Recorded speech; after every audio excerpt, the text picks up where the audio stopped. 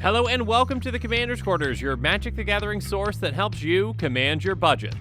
This show and episodes like this one are possible thanks to viewers like you. If you're looking for an easy way to help support this show, make sure that you like, share, and subscribe. Also, hit that bell notification icon so you don't miss any new episodes. You can also go check out our playmats and other merchandise at thecommandersquarters.com. Another easy way to support this show is with our TCG Player affiliate links. So whether you're buying a deck or individual cards, you can use this general link right here or one in the description. And the final way that you can support this show is by supporting us directly by becoming a patron. There are many benefits to being a patron, and I truly couldn't do this without all their support. There's even a brand new Brigadier General tier where you can get a shout out on a Commander's Quarters episode that's dedicated to you. Hey everyone, Mitch coming in for the Commander's Quarters studio. Welcome to the show. So on today's episode, I'm going to be taking you through a deck that can absolutely wreck your friends in a game of Commander for just $5. Even on a budget this small, you can do some incredibly powerful and broken things. Now, when it comes to a budget that's this small, generally you're going to be looking for a commander that's either one or two colors. And the commander that I chose is absolutely part of the game-ending strategy of this deck, and that commander is Narumeha Master Wizard. Narumeha is a 3/3 human wizard with flash that costs 2 blue. She has, when she enters the battlefield, copy target instant or sorcery spell you control. You may choose new targets to the copy. She also has other wizards you control get +1/+1, but that's not important for this deck. The important part is that Narumeha is a fantastic instant speed combo piece in your command zone. And she's only like 44 cents, and the combo piece that she works with is around that same price too. So yeah, a really cheap, effective budget combo, and again, one of those pieces is in your command zone, so you always have access to it. Basically, once you cast that spell, you cast Narumeha and you copy that spell, and then some really fun things happen. So let's move on and talk about the combo and how it works, and talk about the combo piece, or should I say pieces, because yeah, we've got multiple versions of this combo that we can pull off.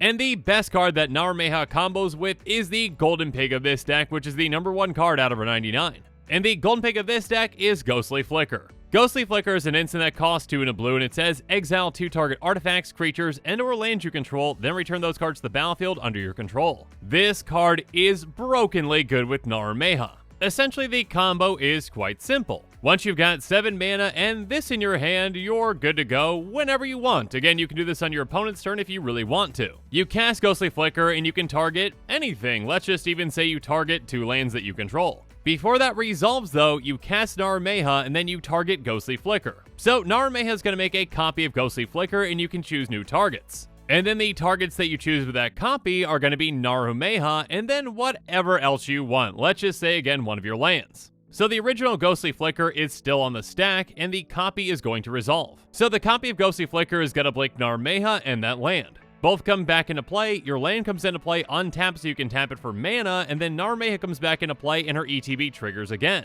So again, you target that original Ghostly Flicker, which is still on the stack. You make another copy, and you do the exact same thing, blinking Narumeha and a land. So with that, you've got infinite mana. Now, obviously, generating infinite mana doesn't just win you the game, but there are plenty of ways that this deck can win once you get this combo going. And you actually don't even need infinite mana to win with this deck. So we've got 2 other combo pieces that also work with Narumeha with Displace and Illusionist Stratagem. Displace says, exile up to 2 target creatures you control, then return those cards to the battlefield under their owner's control. And Illusionist Stratagem does the exact same thing, but for 1 more mana, and it says, draw a card. So we can blink our commander and 1 other creature repeatedly over and over again.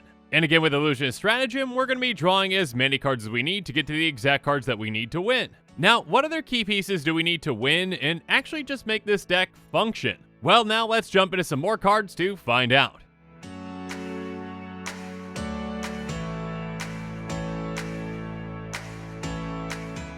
First up, we've got some ways to help get to some of our combo pieces with things like Drift of Phantasms, Noble Benefactor, and Serum Powder. Drift of Phantasms has Transmute for 1 blue, so basically we can discard this card for that cost and then go get any card in our deck that's got a converted mana cost of 3. So of course this can go get us either Ghostly Flicker or Displace. And then Noble Benefactor is a very old card, so I'm going to read its Oracle text. It says, when it dies, each player may search their library for a card and put that card into their hand, then each player who searched their library this way shuffles. Now, yes, this is a tutor that helps out all players, but again, it's going to help us get our combo piece. And for a deck with a budget as small as this one, well, we'll take what we can get. So we're also going to be utilizing a mana rock that can help us out too, is Serum Powder. It taps for colorless, and it also says anytime you could mulligan and Serum Powder is in your hand, you may exile all the cards from your hand, then draw that many cards. Basically, this gives us an extra free mulligan, and it can get rid of dead cards that we don't need.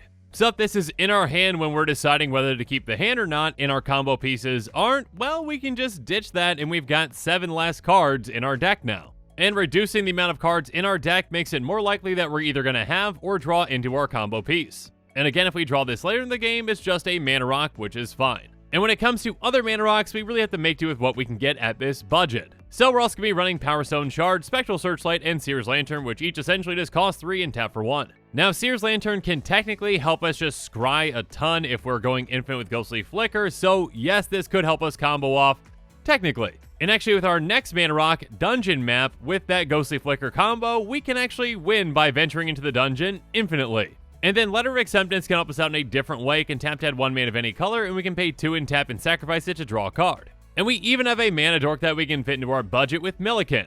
It costs 2, so it's more efficient than these mana rocks, and it can tap to mill a card and add a colorless. And we also have some non-artifact mana dorks that can help us out as well, with Deranged Assistant doing the exact same thing. And then both Carful Harbinger and Valdelian Arcanist are mana dorks, but they can only help us cast instants and sorceries. But again, getting closer to that 7 mana that we need to combo off is huge. Next up, there's Corridor Monitor, which can help us out in a different way. When it enters the battlefield, we can untap target artifact or creature we control. So if instead of Ghostly Flicker, we're going infinite with Displace or Illusionist Stratagem, this can help us generate infinite mana with a mana rock or with a mana dork. But we can also generate infinite mana with things like Sailor of Means, Burden Aerialist, and Prosperous Pirates. When the first 2 enter the battlefield, they're going to give us a treasure token, and when Prosperous Pirates enters the battlefield, we get 2 treasures. Regardless if they enter infinitely, it doesn't really matter how much they make when they come into play. But each of these can help us get closer to that 7 or 8 mana that we need to combo off as well. We can also generate infinite tokens with things like Incubator Drone, Aviation Pioneer, and Aleros Enraptured. Incubation Drone's going to make 1/1 Eldrazi Scions that we can sacrifice for mana, so again, infinite mana and infinite tokens. And then Aviation Pioneer makes 1/1 Thopters, and Aleros Enraptured makes 3/2 Reflections.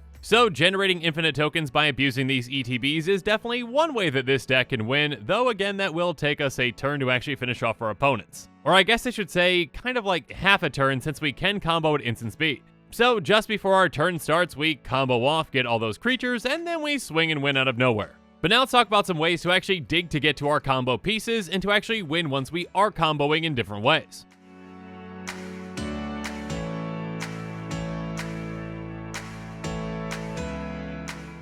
First up, we have Wall of Runes, which has an ETB that's going to have a Scry 1, and Foul Watcher is very similar, but it's going to have a Surveil 1. Essentially, each of these helps us with card selection, helping us dig deeper into our deck. So we're also going to be utilizing some bigger Scry effects with Omen Speaker, Sage's Rose Savant, and Octoprophet. Each of these are going to have a Scry 2 when they enter the battlefield. And then we've got some bigger creatures that do the exact same thing with Watcher in the Mist, Cloud Reader Sphinx, and Horizon Scholar. Next up, there's Dimir Informant, which is very similar. It's going to have a Surveil 2. And then Ignorune Eyes has a Scry 3 when it ETBs, and then when it dies, we draw 3 cards if 3 or more creatures died this turn. And speaking of drawing cards, we also have some other creatures that can help us with that, with Filigree Familiar, Shipwreck Looter, and Elite Instructor. Filigree Familiar says when it enters the battlefield, you gain 2 life, and when it dies, you draw a card. So if we are comboing off, we can gain infinite life with this if it's in play. And then Shipwreck Looter has Raid. When it ETBs, if we attack with a creature this turn, we can draw a card, and if we do, we discard a card. And then Elite Instructor does that exact same thing, but it doesn't have that Raid restriction, so no attacking necessary. But again, if we're comboing off with either of these, we can just draw through our entire deck and get to the exact card that we need to win.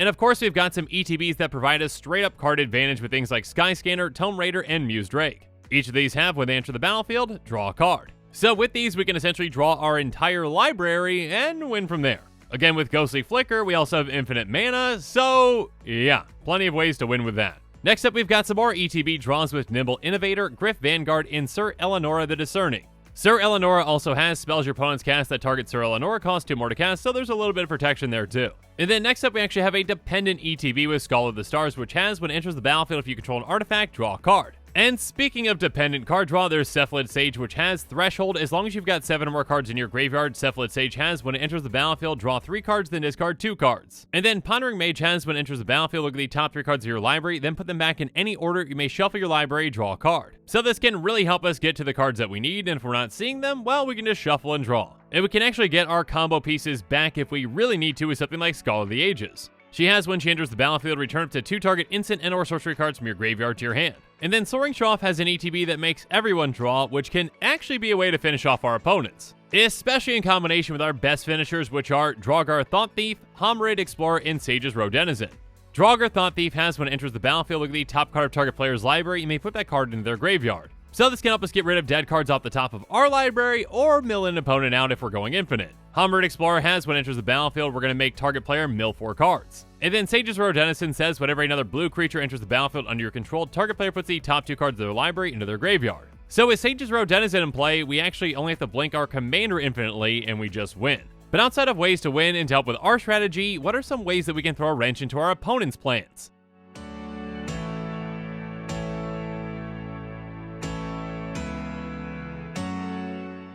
First up, let's talk about Frost Lynx, Frost Trickster, and Water Trap Weaver, all of which do the exact same thing. When they enter the battlefield, we tap down a creature an opponent controls, and that creature doesn't untap during its controller's next untap step. Speaking of which, 2 more creatures in this deck do that exact same thing with Stitch Mangler and Chillbringer. Again, tapping down an opponent's key creature can really help slow them down, and it can actually help us and other players get damage through if we want to. Or, we can also bounce creatures with things like Mana War, Mist Raven, and Academy Journey Mage. And actually, Mana War and Mist Raven have an ETB that lets us bounce our own creatures, so again, we can use and abuse other ETBs with this. And then Void Wheeler and Aven Surveyor do that exact same thing, and Roaming Ghostlight bounces pretty much any creature except for spirits. Next up, there's Angler Drake, which again can bounce any target creature back to its owner's hand. And then Rescuer Sphinx has, as it enters the battlefield, you may return a non-land permanent you control to its owner's hand. So again, if we want to use and abuse an ETB, this can really help us do that.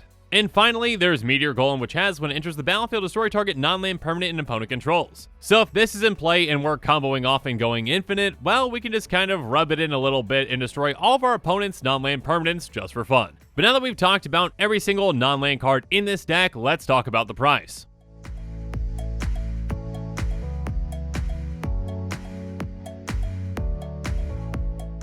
Like I said before, this is a $5 deck. Okay, fine. If you actually look at the estimated cost of it, it's $4.99, okay? There's still one more penny that I could have utilized, I guess. Regardless, this deck is utilizing a ton of budget-friendly cards. Now, keep in mind that this particular deck does not include the cost of basic lands, so again, for those 36 islands that are in the deck, if you've already got them, great, and if not, go buy them in bulk and you can get them pretty cheap. Also, keep in mind that this deck does not include the cost of heavily played or damaged cards, so technically this could be even cheaper. Though, also keep in mind that this deck is not including the price of shipping, which might vary depending on where you live. And with that, the show is coming to a close, so it's my turn to hear from you. So the comments below, let me know your thoughts on this episode are, and as always, thanks again and have a good one.